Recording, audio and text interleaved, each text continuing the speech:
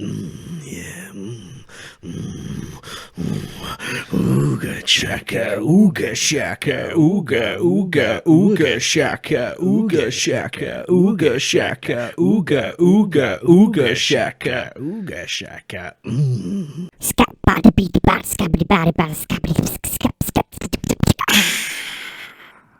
So that's when Hitler told the vicar. Lick my arsehole is what he said.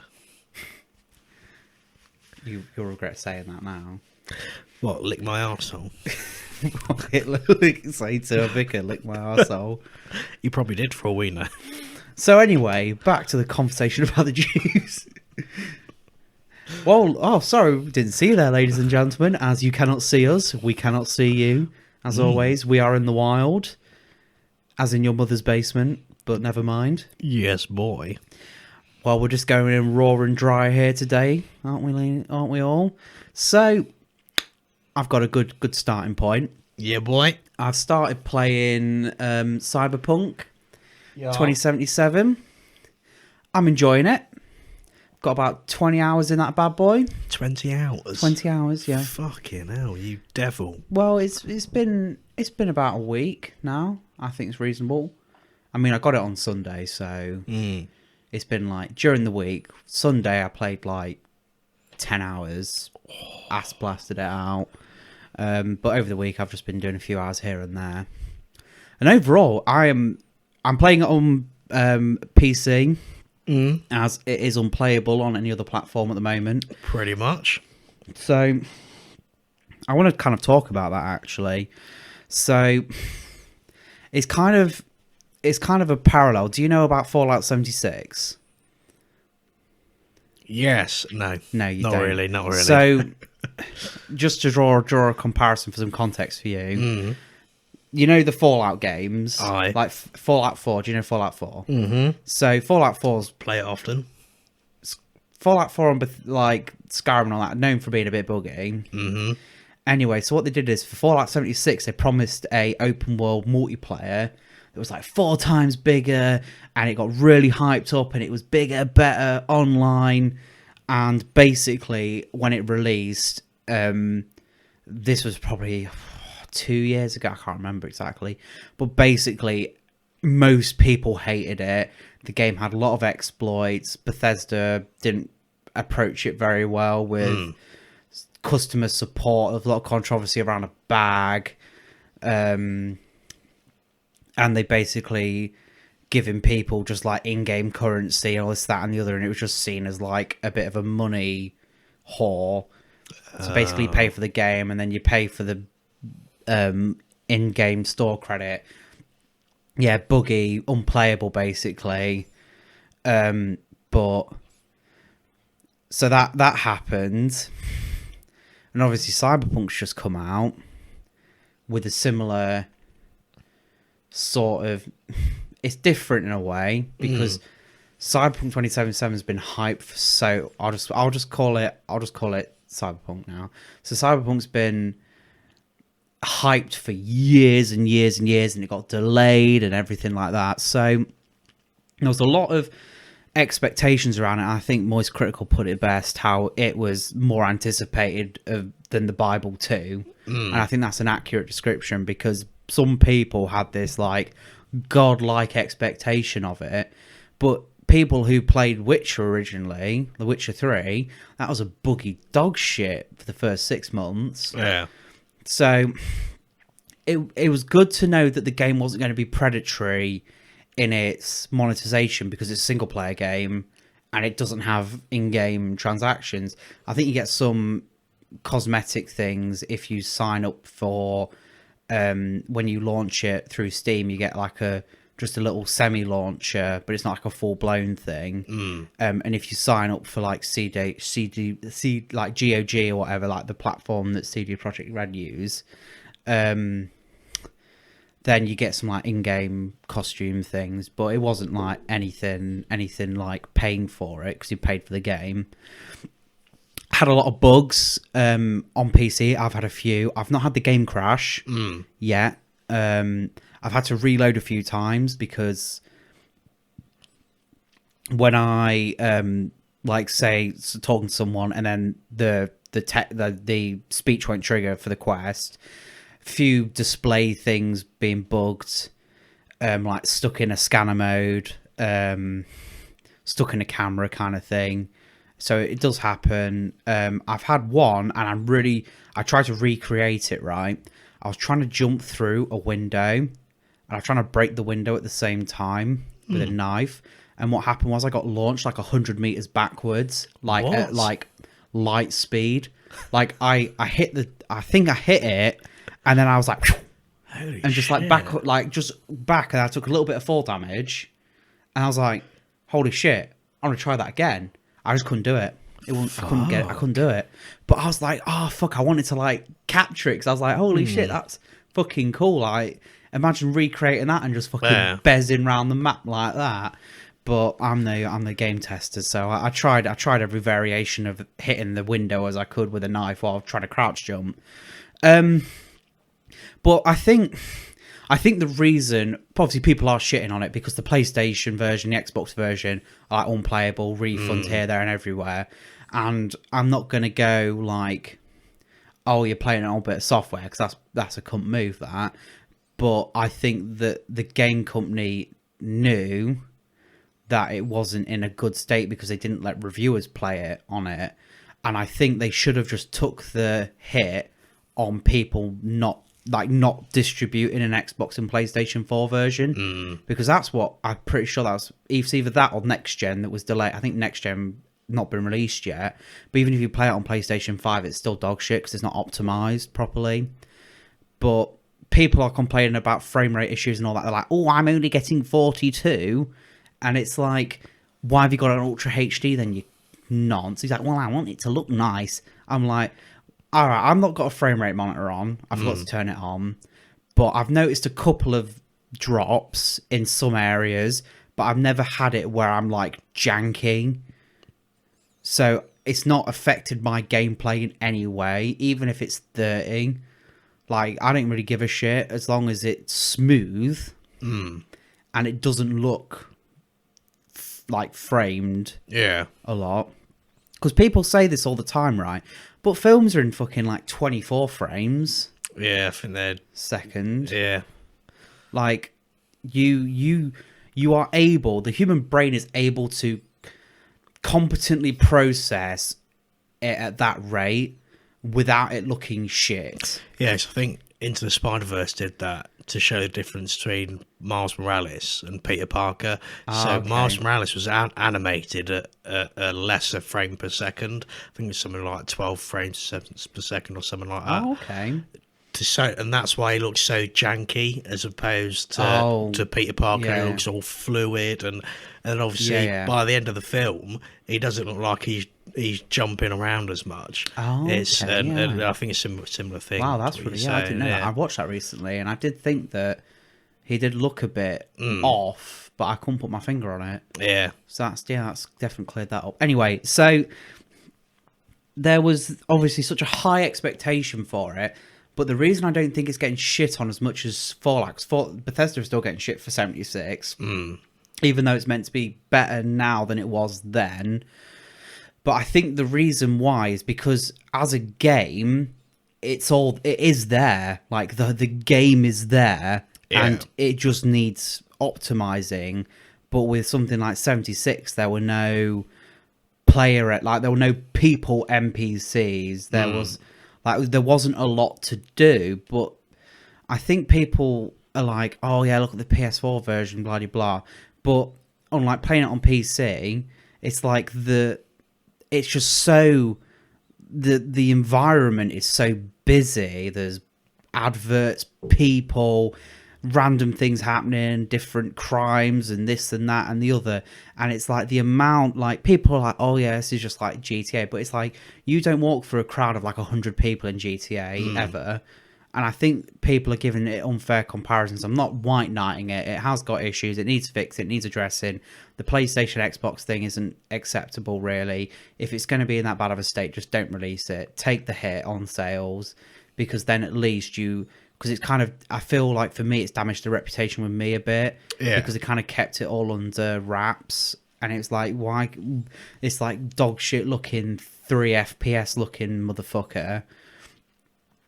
But as a game, after everything's said, all the bugs and stuff, I am really enjoying. I love the characters. I love the tone, the environment, the choices, and you can make a really good. I'm really like, you make a choice and you think it's right, but then later on it might, but you don't know how it will affect it further on down the line. Yeah. And I'm really enjoying I've done a couple of main missions, but only like the first big one, which is kind of like what you need to do to open it up a bit. But that was quite a long, tedious.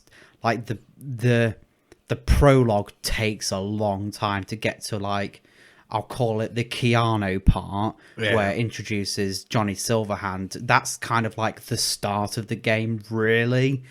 And that is like a slog to get there. But after that, once you're like free, then people call you and you get side jobs, and then you meet other people and you get people through people. And it's just like, I've basically been going back and forth between 2 people for like 3 hours, just doing a side mission there, side back and forth.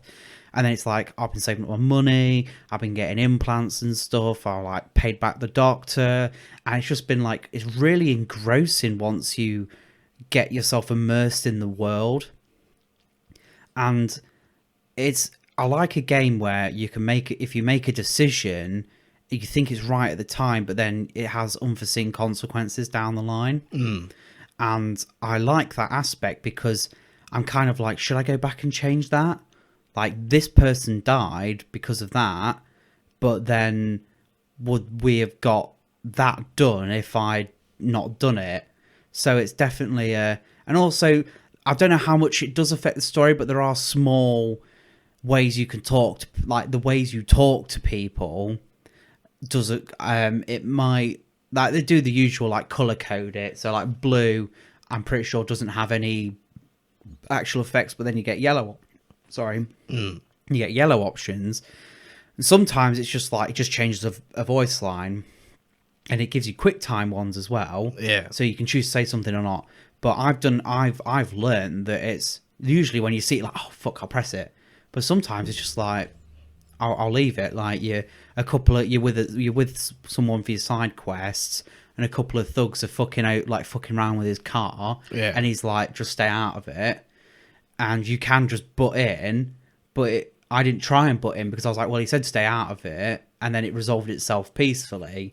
So it's kind of like, that's kind of like, and I'm guessing that if I did intervene, I might have gotten into a shootout. So I do like that kind of, you can make a choice, but it's not always a good idea to. And yeah, the ways you talk to people, so you can be like, oh, fuck off. But then you can also be like, not so fuck off, kind of thing. Kind of fuck off. Yeah. So there are different ways you can approach it. And you can choose your background, so like street kid, and like, so like in a city gang kind of thing. You could be an ex-corpo agent, or you can be a nomad, which is like a guy who drives around in the wilds kind of shit. The world building's really good. Yeah. Because you can find all these like shards kicking about, and it's like they've all got their own dialogue and stuff, and people text you and you can send them replies on some certain ones, and people call you about jobs and everything, this, that, and the other. And you could just, like, you can talk to everyone kind of, but it's like sometimes I'll just give you one thing back. But if you're walking around the street, like, there can be fucking like an assault going on, and you can go and help the person, and you get rewarded by the police for dealing with these gangs. So it is, once they iron it all out, I'm going to say, at the current state, I'll give it 75% kind of out of 100. Because the guns are kind of basic. There are a bit more like wacky things you can do later on with them, like smart locks and stuff like that, smart guns and stuff like that. But it's quite basic. Quick hacking is, like, you can breach protocols and quick hack, and my character's like quite specced into that, because you can actually do quite a lot of damage with it. But it is quite basic. It's like hover over them, make sure you've got enough RAM units, do the hack, move on. Like, there are some like number puzzle things for breach and stuff, but it's not really that hard once you get enough, because you can upgrade how many like lines you've got to like how many choices you've got to break the code, and you don't have a time limit until you start. And it's like, so you can just look at it and plan your whole route out and then start doing it. So there is some bits where it's kind of like the game just gives you a free pass basically, which isn't hugely great.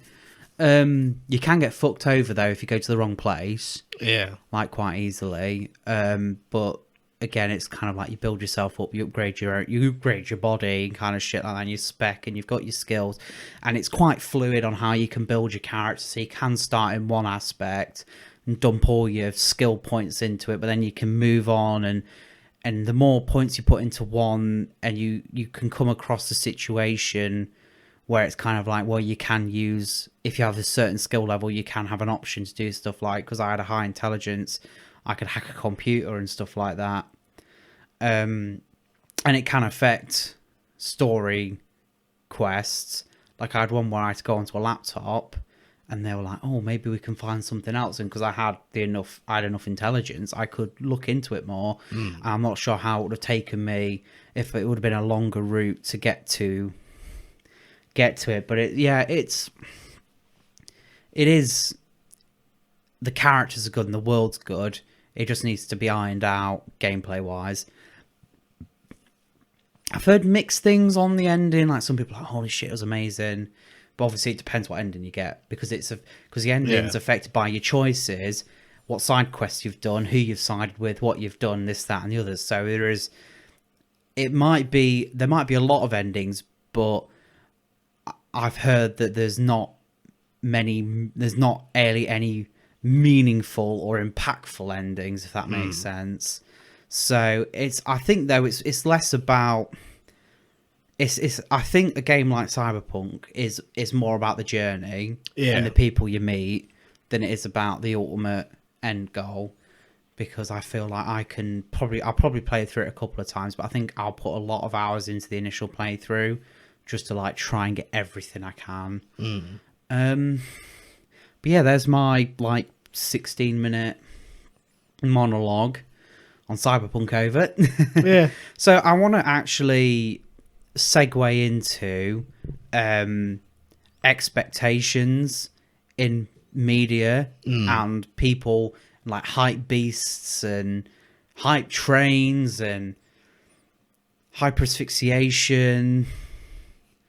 So I think problem is there are places where there are like echo chambers of like circle jerking, and I think that's not good in anything, but especially with video games, because people are too defensive of something they like. Yeah.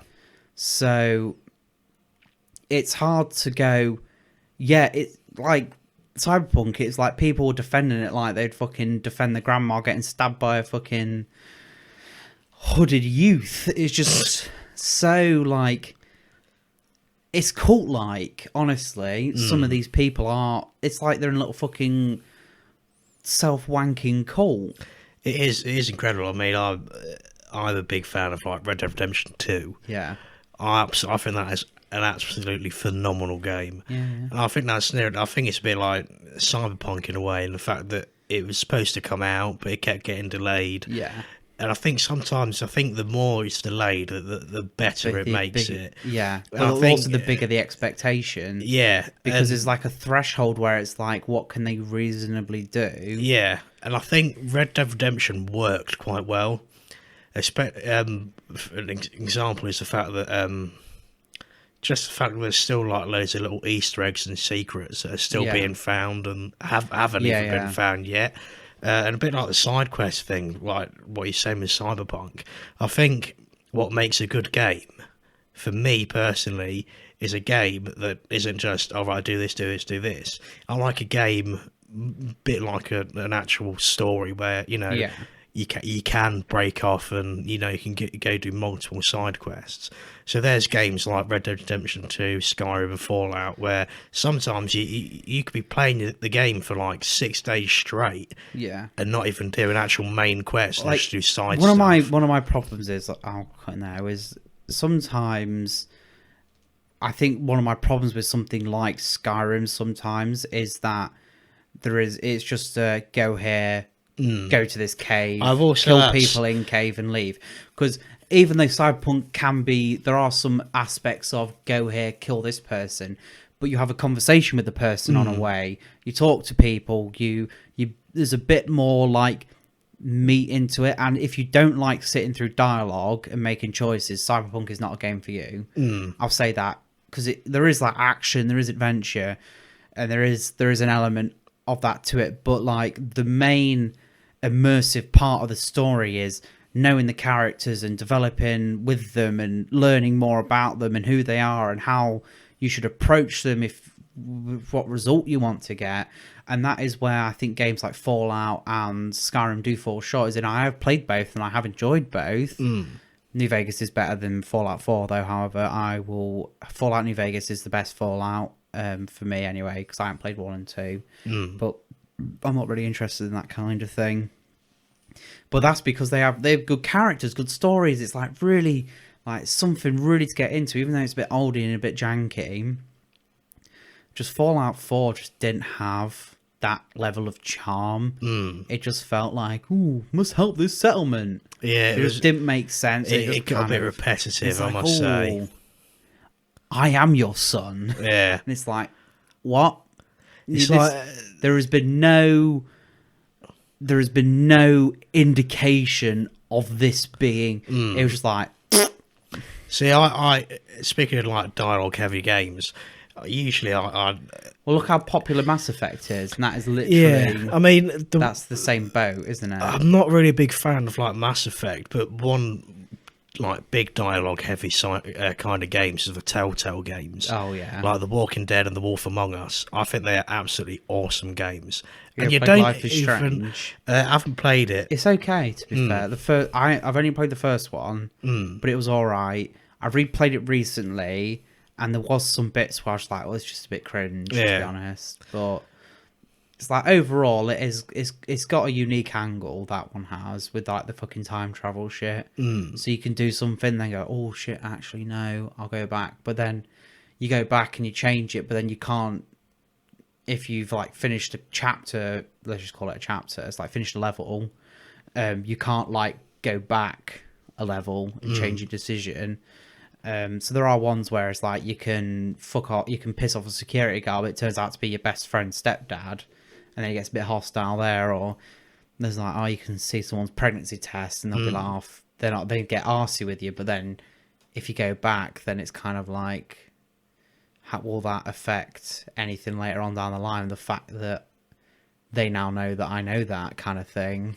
I think one of the reasons I like some like Telltale games is it's a bit like Cyberpunk, in that the choices you do make do affect the story later on. Yeah. Like, and they do a lot of like quick time dialogue things where it's like you got like 10 seconds to choose, like even something as simple as yes or no. Kill the kid. Yeah, and it's like if you press no, it might have a completely different ending to something down the line, as opposed to if you said yes. Yeah. And not only that, but I like it if. I think it's really interesting, dialogue games like that, because what I find interesting is sometimes if you, for some reason, you zone out or something like that, you accidentally press the wrong choice. It's like, oh, fuck. Sometimes that choice you make in that split second that you didn't want to choose, sometimes that ends up being like making the story better. Yeah. Sometimes.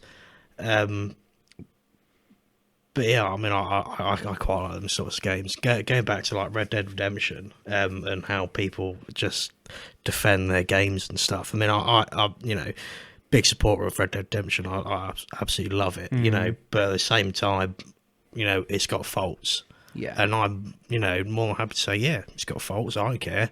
I just do not get these people that are so like you say, they treat it as a cult. I only recently got Xbox Live. I was like, oh, I'm going to try Red Dead Redemption Online. Fuck me, it was the most stressful fucking 10 minutes of my life. I was just Welcome to the world of online gaming. literally just wanted to get from A to B to start a new mission. My God, I was hunted down. In fact, it was over 10 minutes. I must have been hunted down for nearly an hour. It felt like 10 minutes, but it was an hour. That's like a big problem I have with GTA Online. It's like you load in, you've got like fuck all because you're just starting out, and then some schmuck in a flying bike with a fucking rocket kills you. So then you have to get your friend on who's got the same rocket bike, go fuck up the dude, so they leave you alone. And it's annoying. It's like they're like level like 100 and whatever. I'm like level 3. I'm like, mate, give me a fucking break. Just because you're in some sort of like real life Ku Klux Klan, and you're like literally 2 of them hunting me down to the point where I even spawned to another side of the map to I literally quit the game, entered back in a new camp on another part of the map, and they were there. Literally just fucking slaughtered me right in my camp. I'm like, what? If I had a mic, I literally would have been shouting down, what the fuck are you doing, you fucking bastards? And I literally would have gone full, like what you see on YouTube. Like, I'm going to fucking come round your ass. I'm going to fucking rape you all. I will say this. The old Xbox 360, Xbox Live voice messages, old clips of them are fucking gold. Like, they are still funny to this day. Like, what was it? Like, back in the day, I used to watch KSI, like the old FIFA videos, because it was, you know, it was loud, it was funny, it was just like over the top, and it's obviously a bit more funny when you're like 13. But even now, like the messages people send you, like this guy was like, I'm a coder at YouTube, and I'll get your channel deleted. And he's like, oh, I'm putting this on YouTube, enjoy getting banned. I code for YouTube. It's just that's basically that's like the same levels of my dad is Bill Gates and I will get you banned off Xbox. Pretty much. It's just like when you're at school, it's, oh, my dad's bigger than your dad. So, no, he isn't there. The classic Frankie Boyle, like, my dad'll shag your dad. It's fucking, it's just so petty. It's ridiculous. Yeah. And even now in 2020, you still see it when you see like fucking Call of Duty. But that's a game that I think has a massive fucking cult following for some reason. The Call of Duty games. I'll tell you what the worst one is, and they're not necessarily toxic to anyone else because they're in their own little bubble. But FIFA, like not just football games, but sports games in general, right? They kind of live in this own little bubble where they're like just accept the fact they have to pay 50 quid each year for the same fucking shit. It is ridiculous. I've said it to my brother many times. Yeah, same here. FIFA 01, FIFA 02, FIFA 2025. Right. My schmuck of a brother, game. If you listen to this, you're a dickhead. He was playing Football Manager 2020, and he just had to buy the new one when it, like 2021, the other day, because it come out. I was like, what's wrong with 2020? He's like, oh, this one's got a better engine. I'm like, you're literally watching a simulated football match. Yeah, my brother did the same. I'm like, it's literally the same game. You spent 40 quid for the same game that you bought this like last year. It's like, if I have to wait for a new game to go down like 75% max before I think about buying most games. Yeah. And that's like 3 years down the line, and I haven't played any of them since. I think it must have been at least a good few years before I even got like Batman Arkham Knight. I think it's about 5 years after it came out or whatever. And I was like, However, I will say my Steam library does not make me sound like the biggest fucking... Do you want to know how many games I'm on now? I just think I've seen your Steam library, and it is. Give me a number. Proper. I'm going to go extreme. I'm going to say 200. It's like, all right. It's about 780. 780 games. About that, yeah. A lot of them are shit, like fucking small indie games from but it's mainly bundles. There's a website called Humble Bundle, and you can just they have like the Jingle Jam and stuff like that, and you just get like so many games. There's like Humble Monthly where you're paying like 12 quid, and you get like at least a 40 quid game minimum in there. And it's like, it's just 12 quid. Like, what do you spend 12 quid on? I'm like, well, it's like, I just kind of like, I'm a bit of a fucking klepto. Even in games, I'm like, I just want all the shit. I'm like, just give me. if I can get it cheap or free, I'll get it. I have to say, if I can get it cheap or free, I will get it. But it's in like, I've gotten so many games where I'm like, oh, actually, yeah, I'll play that. Why not? And then if I get a game in something like that, but I've already got it, I can just go, here you go. Here's a key. What I don't get is people like, you know, the sorts of people, the Destiny people. What? You know who? You know who. And they paid like a fortune for all the DLC and all the fucking, oh yeah, I've got a new the thing gun. is, with you know who, right? He's put the hours in to make that money worth it.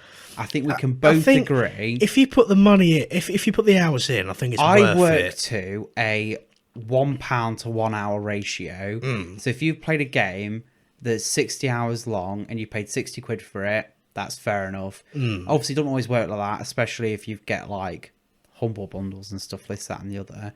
But if you buy a game if you're willing to pay for a game at full retail price, unless it's like a fucking masterclass of like 12 hours, but you've paid 50 quid for it, but it's like the best 12 hours of your life, then that's a bit different. But generally, if you can get £1 an hour of content per £1 you spent, I think that's like a good ratio to live by. Yeah, because I recently bought... Obviously, not all games have got 2,000 hours worth of grinding in them. So I recently bought the Ezio collection. I played through that recently, Number 2 is a bit buggy, but from Brotherhood... It's alright for me. It's alright. I got caught in a fucking roof, and I had to, like, exit the game. Sometimes, when you're trying to... Sometimes going over ledges is bullshit. And sometimes he like just jumps in a completely different direction, which is a bit annoying. It can be a bit annoying. To be honest, I do remember it being like on the Xbox 360. Yeah. But replaying Brotherhood, to be honest, I've got how fucking great that is of a game. It's amazing how it's really weird to think how the game's like how the trajectory for it's gone from Assassin's Creed 1 to like Valhalla, and it's like, what happened? Yeah, it's... I'll tell you what happened. The Witcher got popular. I think that definitely had a hand in it, to be honest, because you do see some similarities in sort of like the way it handles and the way like the stories go. Obviously, you don't have like dialogue options in Assassin's Creed, but I think definitely the way it plays, I think, is somewhat similar. I've heard good things about Valhalla. I've heard it's good. Problem is with something like... My problem with games like that is... And it's not even like a problem that a lot of like, it's not even really a problem Dark Souls faces, because I think, I'm not obviously saying it's a fucking it's a really like solid, absolutely solid, but it's not got, my main problem with Assassin's Creed, the new ones, is just like your enemies are just meat sponges. Yeah. So you just have to like, you're hacking at them for like 10 minutes, some of them. The original games, I think up to... probably up to Syndicate, which I think is the London one. Yeah. But I haven't played Unity, but I think up to there, it was a pretty decent game, you know. And Black Flag's always been held in quite high regard. Black Flag is my favourite. I'm not going to lie. And I've and they're like, they like the ships. Yeah, and that's carried on quite a lot. But like you say, these days you're spending like fucking 20 minutes just trying to kill one guy. Whereas, like, I'm replaying the Ezio collection, you can fucking, like, just counter them, and then that's it. Then as soon as you counter one bloke, I think it's Brotherhood, you counter one bloke, and you got, like, 40 guys. Just keep moving the L stick and pressing X, and he automatically one kills people. And you get, like, because a 40 kill streak. It's not, because the thing with the old... Obviously, there is some, like, boring elements to it, like, follow this person. Yeah, okay. Oh, you're too close. Oh, you're too far away. Oh, yeah. And it's like, a bit like, for fuck's sake. But then it was like, kind of like you were like creeping about and doing parkour and stuff like that. And I never, when I looked at the other games and I watched people play Odyssey and Valhalla, it's like, yeah, it looks all right, but it doesn't look like something I'm willing to commit. Yeah, I think where it loses me, and this is why I don't play a lot of modern games, is a whole lot of fucking looting based system that a lot of games do now. We have to get all these fucking loot crates, and you have to fucking pay extra for this. Yeah. It's like, and skill trees. It's like I don't want to do all that. I definitely disagree with ones that do it in single player games, because it's like, well, why should you have to pay money in a game that you're playing that you've paid to play on your own? Like, it's not like you have to do anything apart from like just general bug fixes afterwards. Exactly. But online games, it's a bit more of just a money stream. But I disagree with pay to win. But also there's a problem, right? You probably don't know about this. But the reason, you know how games are fucking, the file size is fucking huge. And do you know why that is? It's mainly because of cosmetics in games. Really? Well, I think Rainbow Six Siege, it has something stupid, like one gun has like 100 skins. And you've got to think there has to be, it has to be 100 different files of 100 pictures of that gun for mapping. And then all the animation stuff with it, and this, that, and the other. And you got all the fucking heads and all that. And it's like, I think there should be an option when you download a game where it goes, do you want to download all the pointless shit? And if you click yes, then yes. But if someone's only got like a 250 gig SSD and they want a few games on it, because an SSD is really a necessity, but they can't afford a bigger one, then it's like you download a 60 gig game for 30 gig of shit you're not even going to look at.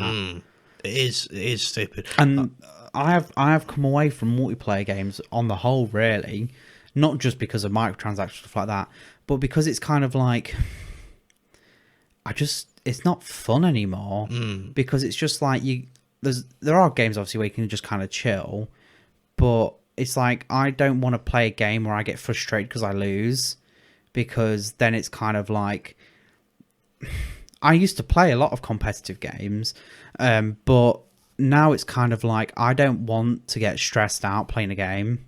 And it's like, when you play a online game, most of the time it's got a competitive side to it.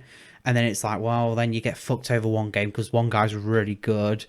And then you play someone who's really shit. So you're like, okay, I'm actually feeling pretty good now. I'll play another game. And then you get like 3 games where you just get absolutely fisted. And there's an element to it where it's like, either you've got to play it a lot to be good to enjoy it, but then you have the stress of playing it a lot. And then when you lose, you're like, oh shit, I'm bad now.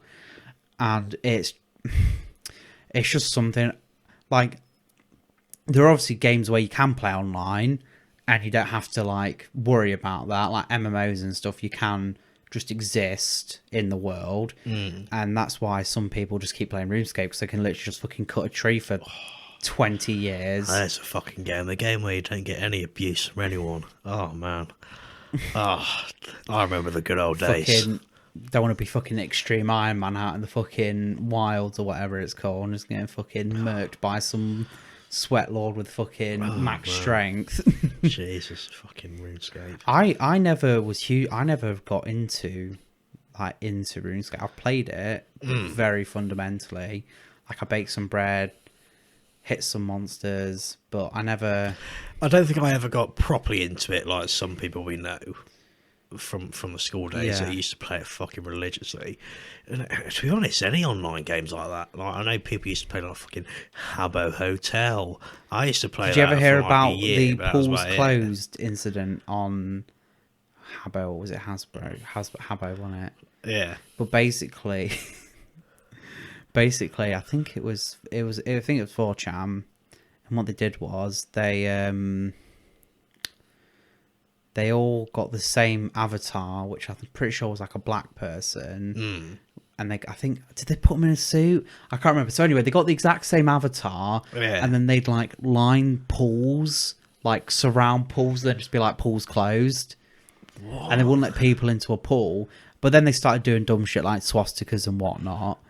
But then people started doing it in real life to try and close pools. I think one guy rung a pool and was like, "Oh, I cut myself in your pool. I have AIDS." Oh my god! So they obviously closed the pool and all that. And this guy was just doing it to close. I was like, "Holy shit! Like, what length will people go to?" Bell end. Oh my god! Why? Just I don't know. why? I do some stupid shit, but fuck me, that is. The thing is, right, there's two different kinds of stupid shit. There's self-inflicted stupid shit and stupid shit with consequences on other people. And they're in two different categories. If it just affects you, go for it. If you want to drop a watermelon on your testicles, go for it. You know. But if you run up to a stranger in the street and fucking keg them, that's a problem. Because you're affecting someone who hasn't consented to this. So there's different degrees of it. Like if you go boo to someone randomly in the street and they go, oh shit, and that's it. There's no lasting consequence there. It's like, oh, they might just call you a dickhead and fucking tell you to go and do one. But then there's a difference between that and then fucking water bombing them. Yeah. There's a bit of a difference between like, you know, just saying something. But in general, as a rule of thumb, I would just say don't fuck with other people that you don't know, because there's no like what you're just gonna fucking annoy someone who won't find it funny. I think the only time it's deemed acceptable to me is if you're on a night out when everyone's just pissed out their own heads, so they don't even know what's going on. Did I tell you in that time when I was walking back from the toilet and that bloke stroked my face and was just looking at me? I was ready to throw hands. Because he was just But the thing was, it wasn't just like an accident. Like, he was reaching through a crowd at my face. I mean, you have a nice face. That's not the point. And he looked fucking gone. Like, his one brain cell shut down. Shit. Like, he was just gone. He was gormo as fuck. So, that kind of shit where I'm like, don't fucking touch me. There's a difference between bumping into someone and stroking the face. I'm not John Travolta in Face Off. Like, fuck right off. I don't want you stroking my face like some kind of pedo Nick Cage vibes. People do some weird shit on a fucking night out. Yeah. It's unbelievable, people. Some bloke kissed me on the lips once. I was literally walking through the high street and he was like, oh, what, mate? Fucking grabbed me like a planter, and I'm like, what the fuck are you doing? I don't even know. You were with us when we were walking up the high street, and that guy just had his dick out, walking in the street. Oh, shit. I feel like I vaguely remember that, but I'm not too sure. And then first we were like, oh, there's a penis. Fucking honestly, the things people do. Not even drunk people, just sober. Do you remember that time we went out for a meal out and we walked past a bunch of lads? And I just went, top of the morning to you. They're like, you fucking what? I'm like, mate, I've done nothing to upset you apart from just say that. I went for a meal out with some work colleagues, right? And we're sat in the cafe, top of town. And we're just sat in there. It's like 6 o'clock on a Friday night. Anyway, this group of lads come across. You see them. And then they come back, and like 3 of them mooning against the front window. Fucking jeez. Just bare asses. I reckon it's because there was quite a lot of like women in there, and I reckon that might have had something to do with it. They're like, "Oh, look at the pins, fucking look at me arse." Fucking. I was like, at that time, if I pressed my ass up against the window, there'd be a fucking shit stain. Oh. That's a little nugget of information for you, ladies and gentlemen at home. Man, Jesus. Well, apart from the shitting, that reminds me of a story when I went on holiday to York. We went on you know, some cities do like a ghost walk. Oh yeah. We went on one in York a few years back. Absolutely brilliant guy. He was a right laugh. And it ended in front of this restaurant, and he was like, all right, now I want you to all go and fucking press your faces against the glass and fucking stick your tongues out. And he started like running off and just leaving us to it. We were like, what? No, come back. We have to like chase him. He's like, you fucking idiots. Like, what are you doing? It's like, and literally me and Lawrence were like getting proper into it, my dad. We were like, fucking tongue punching the window. Yeah, I'm like, we're proper going at it. And everyone's like some fucking girl-defined tongue kissing. Yeah. It's like, and then all of a sudden we look and everyone's running, like, oh shit, fucking run. Fucking, that was fucking Snatch and run. That was a good time. Just see him like running off into distance, like, oh, you fucking ghost walking bastards. You ghost walking bastard. Oh man, that was a good time, must have been. So that I think Lawrence is someone that definitely does shit in the public. That's very true. I do see him as someone. I've- It was that time when I come to pick you up. I forgot what it was for, right?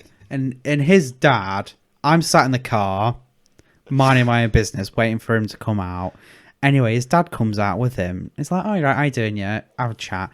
And then he just look down and you just see this penis just hanging out of his trousers. And I'm just there like, it wasn't his actual penis, I'd like to point out. But he's like, oh, how you doing? It's like, yeah, good, thanks. How are you? I mean, my dad is a sod for it. I don't forget the time. I think we were again on holiday, I think. And we were literally walking in down the frozen aisle of Tesco's, I think it was, and he just fucking pulled down his trousers and walking around with his arse out. Me and Ashton like, what the fuck are you doing? Why? He's like, why are you doing that? Or I remember a time when we were really young, we were in Asda's, we're in the bread aisle, and he goes up Don't tell me he put his cock in the bread. Oh no, thank God he didn't do that. No, he literally just went up to Comes on the cinnamon buns. He went to a person working on the aisle. It's like, oh, have you got any crunchy padillos? Like, what? She was like, oh, I don't know about that. She's like, what are they? He's like, oh, they're like crunchy padillos, they got like macadamia nuts on and stuff like that. She's like, I thought they'd be in the bread aisle. She's like, oh, I don't really know about that. I'll have to go check for you. Me and Ashton just fucking sprinted away. And he was just like, what? He's like, Dad, what you doing asking for crunchy padillos? And I think, as you know, it's sort of rubbed off on me. I think because there are many opportunities. Have to keep you in line. I think the best one was the cock ring in Asda's. Right, I want to share an embarrassing story for you, so you look like a tit. So we're in Asda, 4 of us. What is it? It was after a meal. It was like, 8, 9 o'clock at night? I think so. Anyway, so they have the crates out with the wheels and stuff. Fucknuts over there. Realises his shoes are a bit skinny and he can slide in them. So we're getting him doing it around the clothing aisle. So later on, walking down, there's a big crate of toilet roll. He slides. Slides a bit too much. Falls right on his arse. We're fucking off on one. Anyway, we get round to the entrance, back through. The security guy's like, if you want to clean up the floor next time, you can borrow a mop. So he saw him on the fucking CCTV. And it's just like, oh, fucking hell. That was a fucking bang. The point was, planted your ass right on the ground. We were planning to see if I could hopefully just stop just in front of the toilet roll, but I think I near enough hit it and just went fucking flying all over the place. I was fucking... I fucking showed you how it was done when them flip-flops, though. Oh. That was fucking spot on. I got a good one in on the other day, though, didn't I? Last week. I had a good slide down the middle. Oh, shit, yeah, down the middle, yeah. Yeah, I was I was like dancing on ice for autistics, it was. It was great. Oh, man, fucking slipping and sliding all over the place. Fucking Down syndrome dancing, yeah. You boy. Oh, man, Jesus. Good times. Strictly come.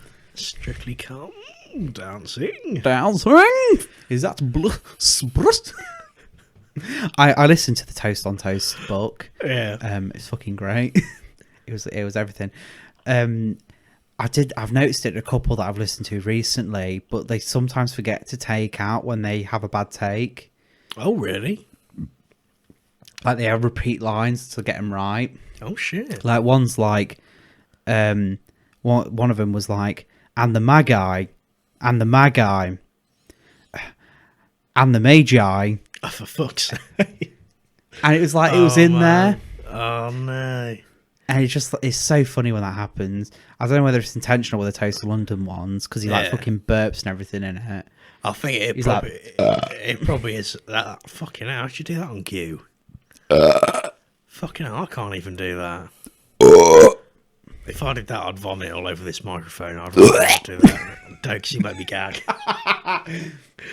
Is that what you're like when you're on some fucking sloppy top Samson cycle? Oh man, don't forget me. I'm gonna gag. Fucking, that's what fucking Cody Noel, mate. Just won't throw it back. I want that Samsung spin cycle sloppy toppy. Fucking great. You love a bit of Cody Noel. They bounce like the TMG podcast. I do like it. They just bounce off each other really well. Obviously, they're both funny people, but Noel's the funny one, in my opinion. The two, like, he is like the comedy. Like, Cody's there to react to what Noel says. That's how I feel. Like, Cody is kind of like be funny in his own right, but like he is just like the audience personified to react to what Noel says, because he just comes out some fucking right crackers. He's got some good one-lines. So they both do. Yeah. Ooh, you drinking cum powder? What the fuck? Dude, what the fuck? Oh, it's fucking great. While saying that, I feel like you resonate pretty well with Short Kings, don't you? Mm-hmm. I'll fucking play that at your wedding. Fucking 5'6" Short King over here. You're a bit taller than 5'6", aren't you? Like, No, 5'6". Really? According to the thing at the gym that tells me my height and BMI. Hang on, stand and up right now. sorts. Oh, shit. No, take me. Oh yeah, probably. Yeah. Like it doesn't look like that much different. I think that's probably because like eye level wise, it's not much of a difference. Do you know what centimetre height you are? Not a clue. Can we find out? If you've got a tape measure or something. Fuck. I think there's one in the drawer. Oh, it doesn't matter. Anyway, I know for a fact I'm 176 centimetres tall. That's a fact. I mean, I know I'm short, but like we obviously our friend James, he's very tall. Yeah. Now, I've always thought he's not that tall, and that I come to a certain point in him. It's only when I see pictures of me and him together, I'm like, fuck me, am I that short? Or is he that tall? Yeah. There's literally a picture definitely. where I'm like, essentially my head is where his nipples are. I'm like, I can is suck that a titty even... when I'm standing up. Woo! Exactly. I can suck a titty when I'm standing up. You just need to make sure you get a fucking 6 foot summit. Yeah. Go on, wow. there you go. Fucking yes then. Clayton needs his milky. Bit too far. I'm not one of those sorts of weirdos. Bit too far coming from you. That you fuck right off. You know, a man has his limits. The only limit you have is the fucking your heartbeats per minute when you're walking up the stairs, you bastard. That's very true. I'm very unfit at the minute. Oh dear, oh dear, oh dear. Oh, Jesus Christ. And we'll say, we can both proudly say that we have met Paul Chuckle. Do you know what? I will say that. We have met Paul Chuckle. We have met Paul. I've shook Paul Chuckle's hand. That was an experience. And that was an experience. It's a shame Barry wasn't there. Well, Barry was like dead a couple of months later. No, it was literally like a couple of days later. It wasn't days. I'm pretty sure it was. It wasn't I'm pretty days. sure it was literally like... I don't think it was days. It was like minimum weeks. Oh, it might have been, yeah. Because I remember thinking, like, oh, why is Barry not here? There was a period of time in between the two. Yeah. But yeah, it's like... I'll tell you what, I rewatched some SuckleVision after Barry died. Oh. And it's just so, like, simple. I think it's one of those things where it's so shit, it's good. Oh, like, it's just... Yeah. It is very pantomime sort of esque. Yeah. Over the top. To me, to you.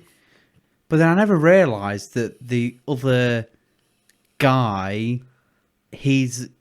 Oh, isn't he their brother? He's the brother, and he's got his own fucking... Yeah, the no slacking guy. Yeah. I want you two to do this and no slacking.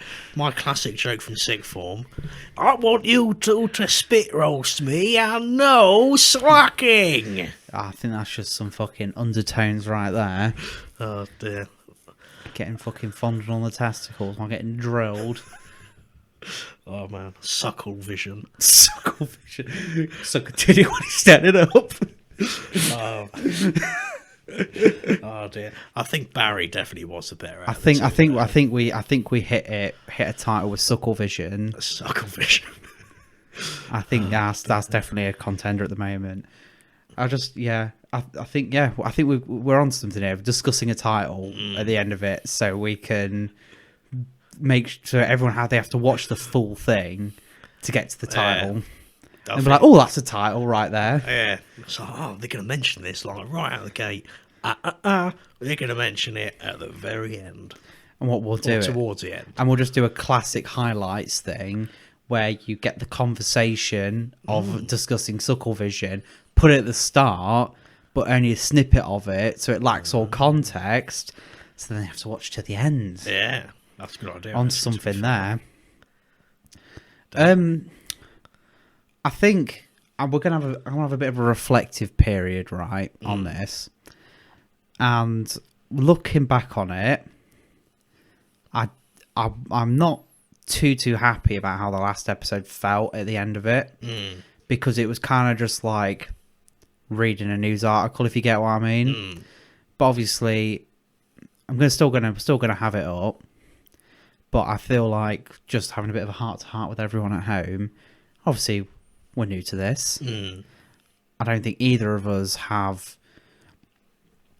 tried any. Well, I've been on stuff, but it's kind of like there've been like 6 people, and like 2 people just won't shut the fuck up. Yeah. Like there's always a couple of people that can literally just chat absolute shit for like 5 hours and just keep going, and there's always something else, and it's like you just give your little like 2 cents now and again, but I feel like it's going to be a case of just getting better at articulating points and making it interesting. And I guess it's just finding the rhythm of it as well, isn't it? Like I had basically a 15-minute fucking monologue on Cyberpunk and all that. Yeah. But I think we're just figuring out necessarily the dynamic, because I think it might be good for us as a conversation is to find something we're both passionate about but have different views on. Yeah. Like we're trying it with stuff like when you were saying you like Skyrim, but then I give my problems with Skyrim, for example. Like that kind of, we don't necessarily have to be like, oh yeah, I think so as well. Yeah, I think so as well. So I feel like it's good to agree on stuff, but I feel like probably what might be a good idea for us is to try and not necessarily challenge a point, but probe a point. So if you say an opinion, then maybe if the other one to go, okay, but but how does it affect it? Or I don't really think that's probably relevant to what you're saying, or doesn't really add up kind of thing. And I feel like that's the direction I want to go in. Yeah. But obviously I still want to talk about movies, I still want to talk about games and TV and stuff like that, and just chew the fat, try and keep it a bit more on the light-hearted side. Obviously there are stuff when times we do reference like more personal stuff with not a lot of context, but I feel like that kind of just adds to the conversation for us, because at the end of the day we're the ones who have to, obviously we want you to sit and listen, but it feels like I want the conversation to be a natural conversation. Yeah, I think it feels a bit more natural if we bring it sort of like... Yeah, like we don't want to try and like have too much stuff. Like if we do say something, we'll say this person's quite tall, or we'll just say this person plays a lot of this, or we know someone who did that, and we'll just try and keep it quite general and just for context, but not be like, oh, so, you know, so-and-so, yeah, he's a bit of a blah, blah, then we'll have like a personal conversation about it. That's not what we're trying to do here. I just feel like now's a good point, because obviously this is the 4th episode, so it's just like, yeah, we're still trying, if it's obviously not going to be perfect. We're sat at a desk with 2 mics, chatting shit, and there is a reason I put 2 BTEC, talk intellectually kind of thing. But yeah, do you wanna add anything onto that? I think that was all bullshit, Eddie.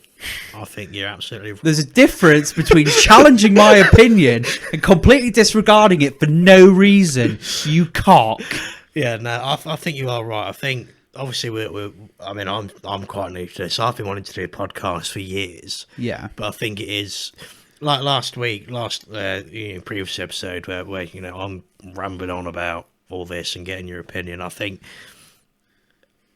later on down the line, if we tried something similar, I think it could work, but with less of me just fucking giving like half an hour of just bits of information, and then 2 seconds of how dare you tell me Ahsoka Tano's in The Mandalorian? I think it could work. I think you know what I mean. I think every podcast. I think it's also it's the interface that we have, because obviously you have the BTEC picture because it's like low. It's going to sound really weird. Obviously, we want the mics to sound good. We don't want any static or shit. After the first episode, we learned a lesson with that. My end especially. And then episode 2 and all that, we got the nose problem down. Now we've got stands. So it's just like small things like that. But obviously, we're putting in our own money into it. And it's not necessarily like... It's not something necessarily that want to get big, if that makes sense. We're just sort of doing it because we want to. And it kind of just pay for itself from the conversations that we can have. Even so, I think even if, by God, fucking we did get big, which is a big if. The thing is, like, we would keep it the same. We're late into the game. I think that's the thing with it as well. It's hard, especially with exposure, because it's kind of like you'd need to blast it out. But I just I'd rather be competent and decent at it than just blast it out from the start and be like, people be like, oh, that's a bit shit. I'd rather someone come in at like episode 20 and be like, oh, actually, yeah, that's pretty good. And then if they want to go back, they'll go back with the understanding that obviously we had to start somewhere, because we're both not public speakers or people that work in communicating a lot. I'm very limited.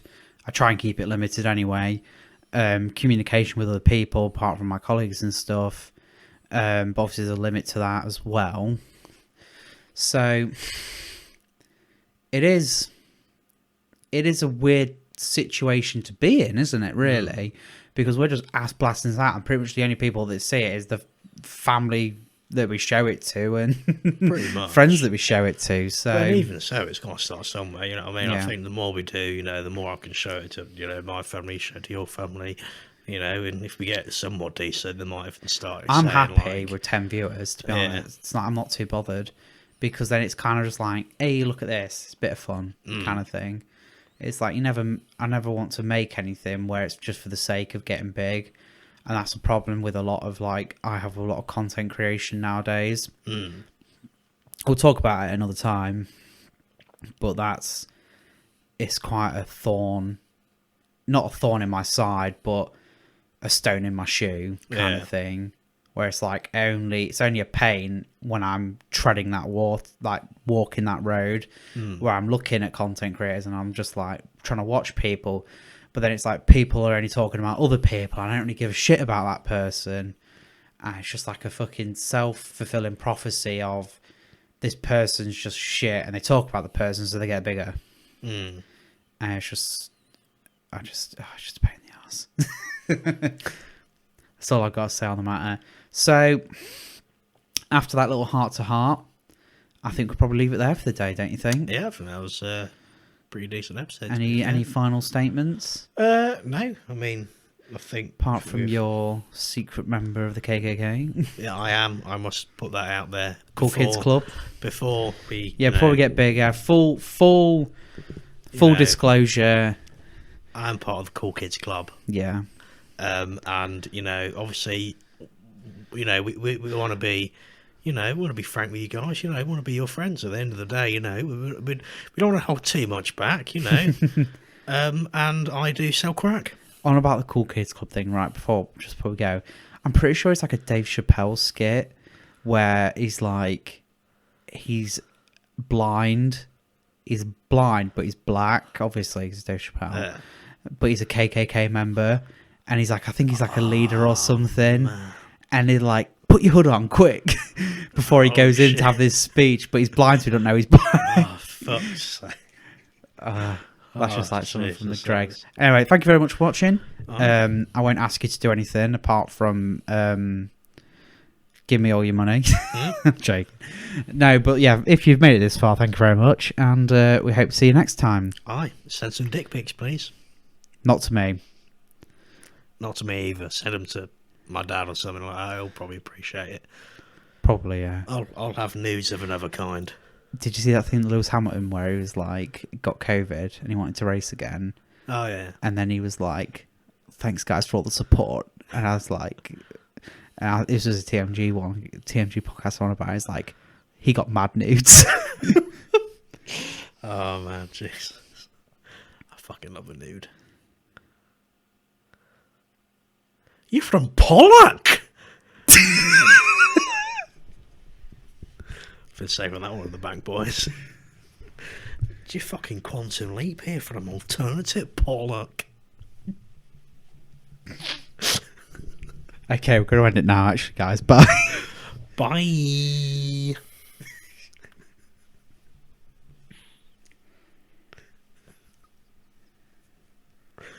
Close your prack.